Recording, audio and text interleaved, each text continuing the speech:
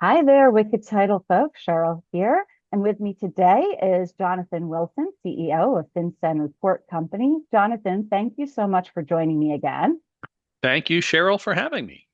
Now, I understand that ALTA has published an open letter to FinCEN, and I would love to hear your thoughts on that. And for anyone who hasn't seen the letter, I will include a link in the show notes so you can take a look. But Jonathan, what do you say we start by talking about some of the statistics that Alto was quoting? So I thought those were really interesting. Well, they are, but even before that, the fact that Alta is writing to FinCEN is interesting all by itself.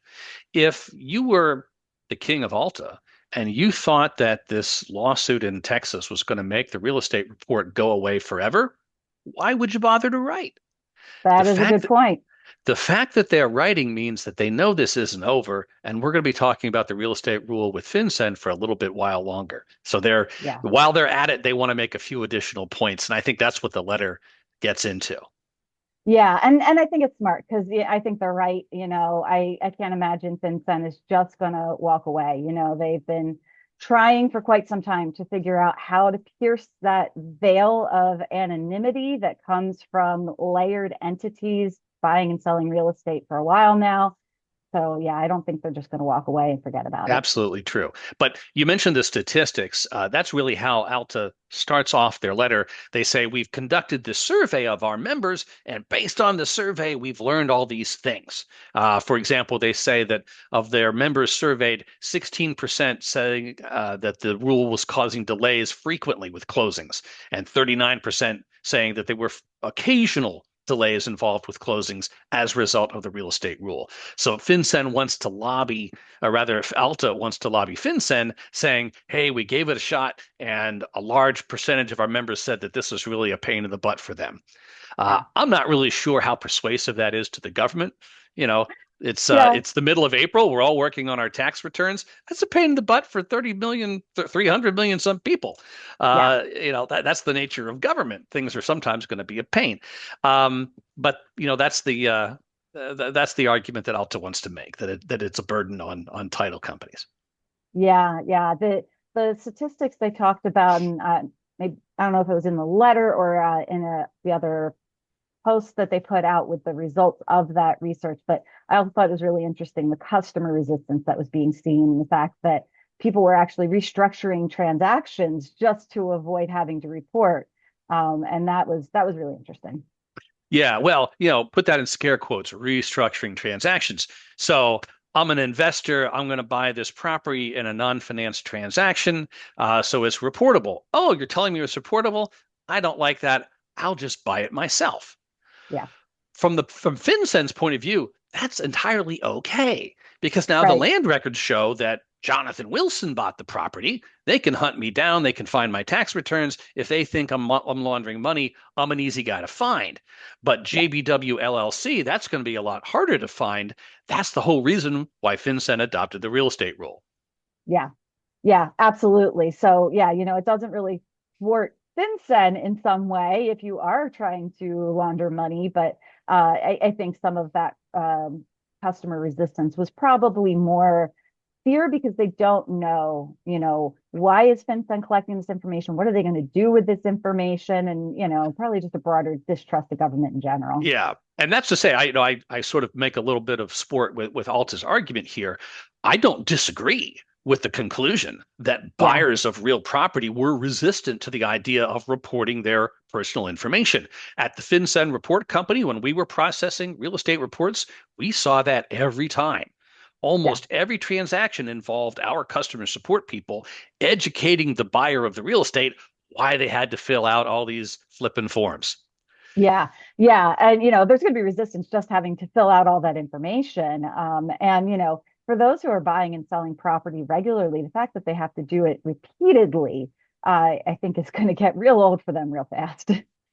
It will, but again, from the government's point of view, they They don't don't care. care. Yeah. That's not a problem. Yeah, if I was flipping houses on a regular basis, it would really make me wish that the Corporate Transparency Act had gone through and I could have filed all that information once and then been done with it instead of every single time. So, from their perspective, I don't know that it's Yeah. really an Well, and improvement. that's one of the things that's one of the takeaways. Be careful what you wish for, Yeah. because small business in America wanted the Corporate Transparency Act to go away. They got it put on ice for a few years as a result of the administration regulations. But one of the consequences is now real estate rule becomes more important. Yes. Yep. So pick Absolutely. your poison. Yeah, they're going to get what they want one way or the other. Were there any other statistics that really popped out for you, or anything that you thought was different than what you were seeing from your customers? No, I think that Alta, said it correctly. Now, as surveys go, this is probably a little bit biased, right? Alta is asking Sure. title companies, "Hey, what do you think about this new government mandate that requires you to do work? Do you like it?" I can tell you what the answer is going to be, but without even Oh, yeah. asking their questions. But no, I think Alta, did a proper survey, and the answers that they got were consistent with what I saw as well. Yeah. And it was consistent from what I was seeing, talking to agents and what they've been posting, in public forums as well. I do think legitimately there were a lot of challenges to implementing, and a lot of those challenges will get lesser over time. And, any Yeah, new system or operation is going to be challenging at the outset. absolutely.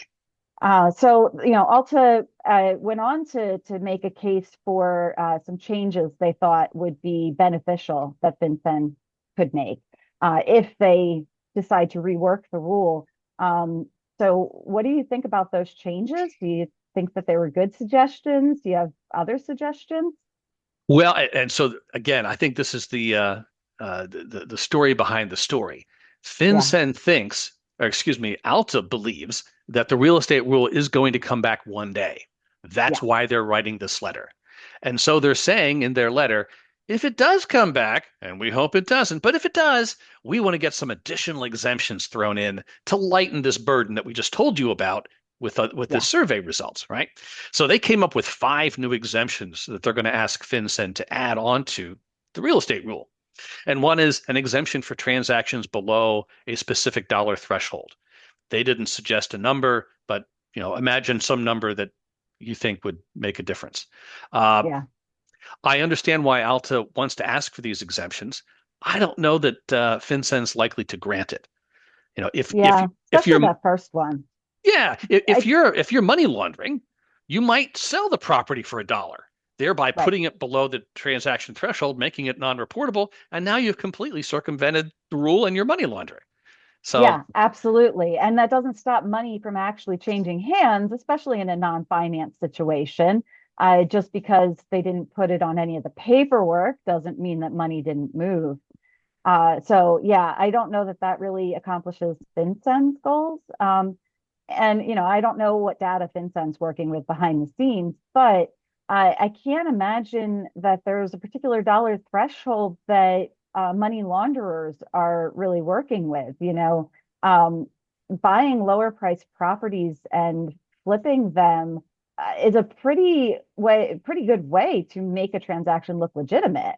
So, I don't know that buying multi-million dollar mansions is the best way to launder money. I'm no expert in that, but doesn't seem logical to me. yeah, and if you actually read the document that FinCEN produced when they first adopted the rule, they actually went through examples of residential real estate money laundering cases, and some Hmm. of them involved $50,000 properties in the Yeah, middle of nowhere, and there were others that were multi-million dollar condos in Long Island and South Miami. So right. you can money launder money with lots of zeros or just a few zeros. If I'm FinCEN, I don't see a good reason to have any sort of a dollar limit on transactions for purposes of the rule. Yeah, I agree. I'm not sure they'll take that one. So what's the next one that R- also Right. So suggested? the other exemption they asked for was an exemption for a transfer from an individual seller to a non-individual entity that was controlled by that seller. So Now that one made sense to me. Well, it might superficially, but let's think about it. Okay. So Jonathan owns the property. Jonathan's going to sell it in an all cash transaction to JBW LLC. and I'm going to sign a piece of paper that says I control it. Okay. Hmm. Well, first of all, I have to be reporting something about my control of it. So is this a modified disclosure or just another version of the same disclosure? Okay. Well, all right, let's again, this is all for anti-money laundering. Let's say Jonathan transfers the property to JBW LLC and I fill out whatever forms to say I control it. And the next day I sell the membership interest to Cheryl Evans as part of a elaborate money laundering scheme. Right. I've now circumvented the rule. And it took me 30 seconds to think of that. So, Yeah. Although you could still do that even if the transfer was reported, that still doesn't stop you from transferring the beneficial ownership of the LLC after the fact anyway. So I still think you could still circumvent FinCEN if that first transaction looked legitimate. The beneficial transaction later, they still aren't going to see that. mhm. Um, and I mean, title companies, when they're clearing title, if they were insuring that transaction from the seller to an LLC that they control, the title companies are already collecting documents on the LLC and who owns it, who controls it, because they have to know who's going to sign the paperwork. So them vetting that transaction for an exemption would certainly be an easy thing because they're already looking at those documents. Yeah, So do you think FinCEN will take that one? I don't think so. Yeah. Yeah. It would simplify things for a lot of investors. But again, FinCEN doesn't care. Yeah, Vincent doesn't care. Yeah, All right. Well, the next one on the list, I believe, was exempt transfers that are the result of a foreclosure proceeding. exactly. So a lot of problems with this one. First, the phrase foreclosure proceeding, right? Does that mean that there was an auction on the steps of the courthouse, the way we do it in Georgia? That's a Yeah. type of a foreclosure proceeding. What if the bank sends a notice of foreclosure and as a workout of that loan, there is a transaction? Is that as a result of a foreclosure proceeding? Yeah. I fear that uh, an attempt to actually put this rule into writing would become so complicated that it would basically defeat the purpose. Right. Yeah. Are you going to limit it only to a successful foreclosure? And that's how you define that varies by state. Hmm. Because yeah, foreclosure proceeding can trigger a short sale or transfer to family members. Who knows? So Yeah, but of, yeah, of the hundreds of transactions that the FinCEN report company was processing before the rule was suspended, I didn't see one that was anything close to a foreclosure proceeding. So I'm not really sure that this exemption would save very many people very much time. yeah, and I'm not sure that that would tick any box to validate that it's not money laundering. Um, because again, I mean, in my example of, flipping houses in order to launder money, well, buying something out of foreclosure seems to fit the bill for that. A lot of times they're distressed properties. Except that it's if you're the cartel, you need to have a regular inventory of properties that you can push money into and out of. It's a lot harder to find those things on the steps of the courthouse. It's a little bit more public. So in their defense, I think that's the argument. But complexity would be high, and the level of benefit to the title industry would be low from this Yeah, sort of an additional exemption. yeah, yeah, yeah. I don't think it's going to rule out a whole lot of those transactions. So next on the list. Well, so this isn't an exemption. It's more of a request that Okay. FinCEN wants to limit the payment information collection. And here I'm ready to say amen to ALTA. Yeah. And I'm sorry, I keep saying FinCEN wants to. What I mean is ALTA wants to, because we're talking about ALTA's letter to FinCEN. Sorry about that. ALTA wants to Okay. limit the amount of payment information.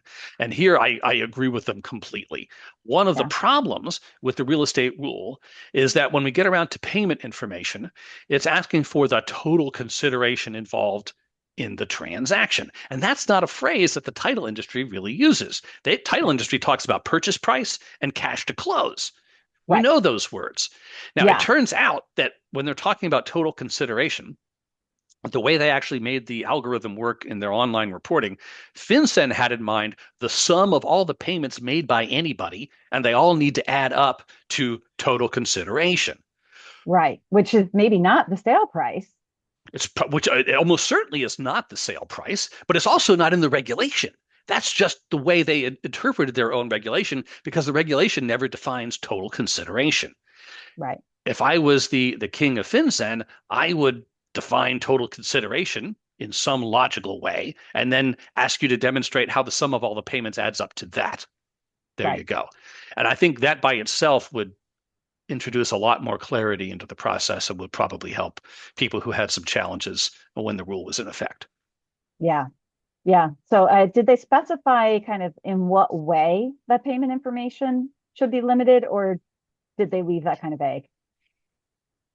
Well, I've got the letter up here in front of me. I don't see a whole lot of specificity in the letter. They just write limit payment information to what settlement agents can realistically obtain. I don't know what that is.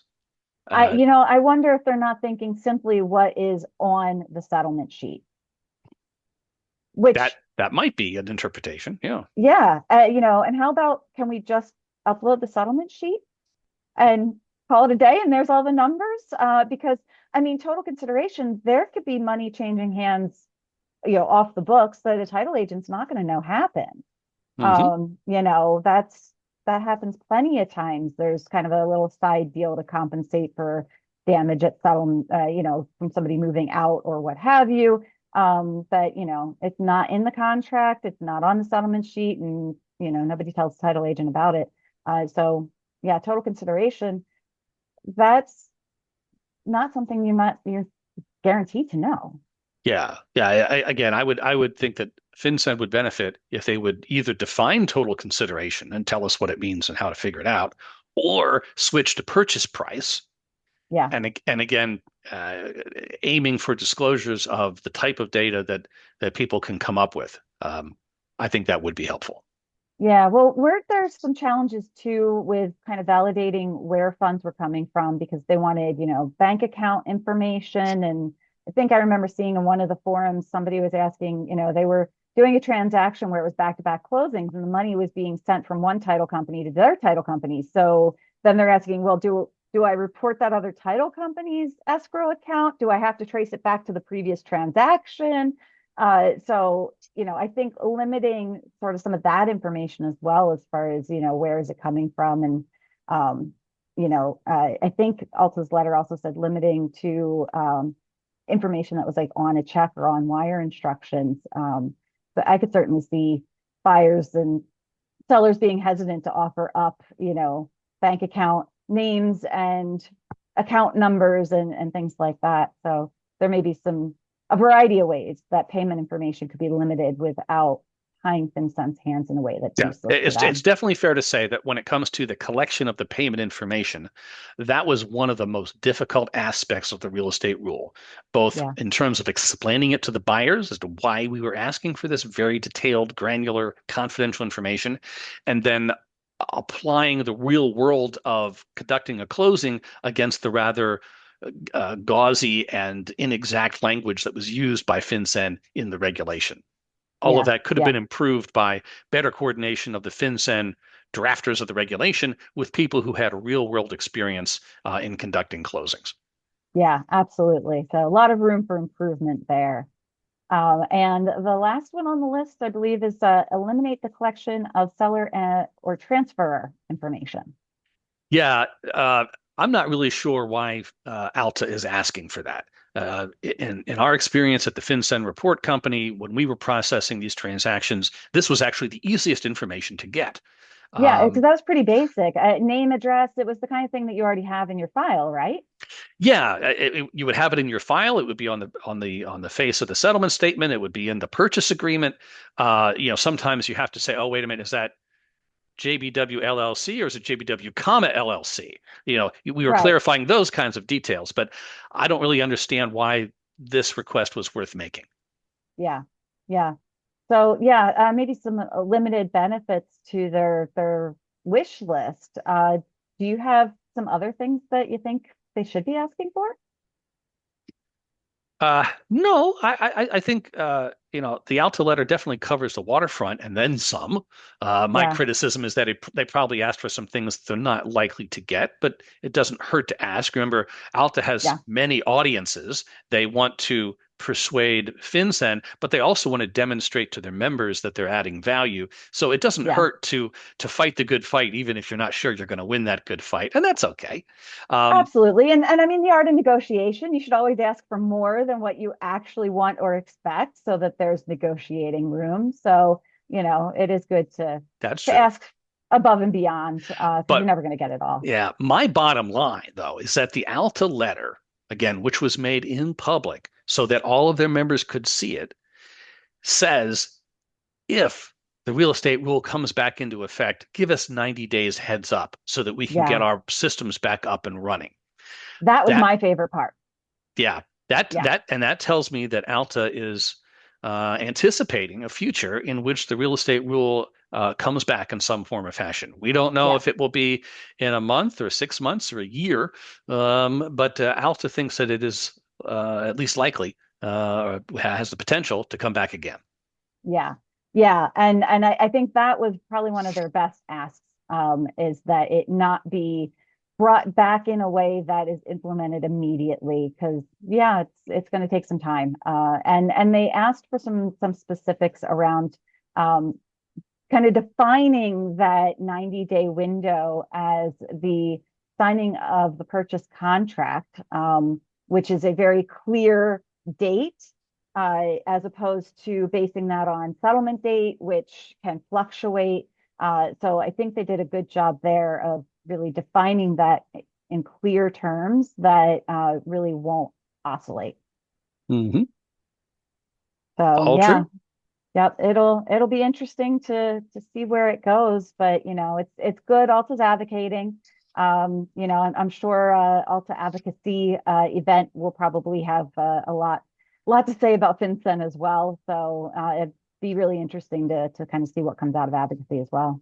I'm sure they will. And I know we've talked about this before, but there's some time passing in which the Treasury Department has time to file their notice of appeal in the Flowers title case. I might have said somewhere else that it was 30 days. It's actually 60 days that the federal government has in which to file the notice of appeal. So that deadline runs somewhere into the middle of May. Yeah, So here we are in the middle of April. It's going to be a few more weeks before we know for certain what's going to happen next. yeah, yep. The clock is ticking, but they still have a bit of time. So, we're just going to have to keep our eyes and ears open and come back and talk some more when the next development happens. I think that's right, Cheryl. All right, Jonathan. Well, thank you so much for talking me through all this today. And you are still processing both the verification of whether or not something needs to have a FinCEN report, and you are still filing some reports with FinCEN. Is that correct? We are. I mean, we're upfront with everybody that, as FinCEN says, the rule is not in effect today. You do not have a legal obligation to file a report. But what we found is that some title agencies had, spent the effort to build the process. Um, they wanted to continue processing, and we're still filing reports to this day. Not many, but some. Yeah. And if and if Yeah. and if the title companies want to do that, that's okay. FinCEN is still accepting those reports. Yeah, which I also think is interesting, that they're still accepting them. But for anyone who wants to kind of keep their process going in anticipation that they're going to need it in the future, you guys can find Jonathan at fincenreport.com. And That's right. thank you so much for joining me today. Thank you, Cheryl.